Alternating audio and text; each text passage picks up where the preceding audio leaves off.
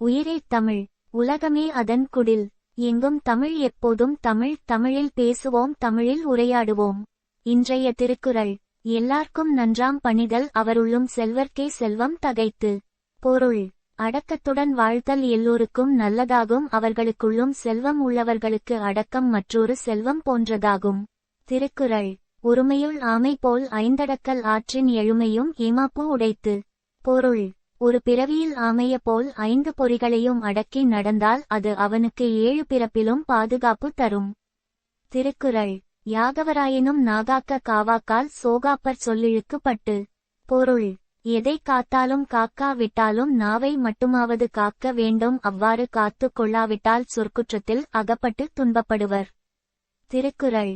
ஒன்றானும் தீச்சொல் பொருட்பயன் உண்டாயின் நன்றாகாது ஆகிவிடும்.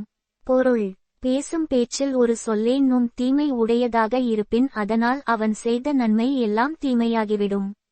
நமது குழந்தைகளிடம் பேசும்போது தமிழின் பேசுவோம், நமது தமிழ் இலக்கியங்களை சொல்லித் தருவோம். நண்பர்களோடு பேசும்போது, வீட்டில் பேசும் போதும் தமிழில் பேசுவோம். தமிழை வளர்ப்போம். வாழ்க தமிழ், வளர்க தமிழ். பேசுங்கள்.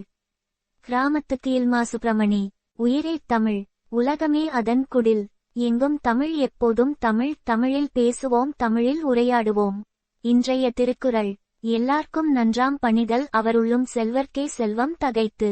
பொருள்: அடக்கத்துடன் வாழ்தல் எல்லோருக்கும் நல்லதாகும், அவர்களுக்குள்ளும் செல்வம் உள்ளவர்களுக்கு அடக்கம் மற்றொரு செல்வம் போன்றதாகும். திருக்குறள். ஒருமையுள் ஆமை போல் ஐந்தடக்கல் ஆற்றின் எழுமையும் ஏமாப்பு உடைத்து. பொருள்: ஒரு பிறவியில் ஆமைய போல் 5 பொறிகளையும் அடக்கி நடந்தால் அது அவனுக்கு 7 பிறப்பிலும் பாதுகாப்பு தரும். திருக்குறள். யாகவராயினும் நாகாக்க காவாக்கால் சோகாப்பர் சொல்லிழுக்கு பட்டு. பொருள்: எதை காத்தாலும் காக்கா விட்டாலும் நாவை மட்டுமாவது காக்க வேண்டும், அவ்வாறு காத்து கொள்ளாவிட்டால் சொற்குற்றத்தில் அகப்பட்டு துன்பப்படுவர். திருக்குறள். ஒன்றானும் தீச்சொல் பொருட்பயன் உண்டாயின் நன்றாகாது ஆகிவிடும். பொருள்: பேசும் பேச்சில் ஒரு சொல்லேனும் தீமை உடையதாக இருப்பின் அதனால் அவன் செய்த நன்மை எல்லாம் தீமையாகிவிடும். நமது குழந்தைகளிடம் பேசும்போது தமிழின் பேசுவோம், நமது தமிழ் இலக்கியங்களை சொல்லித் தருவோம். நண்பர்களோடு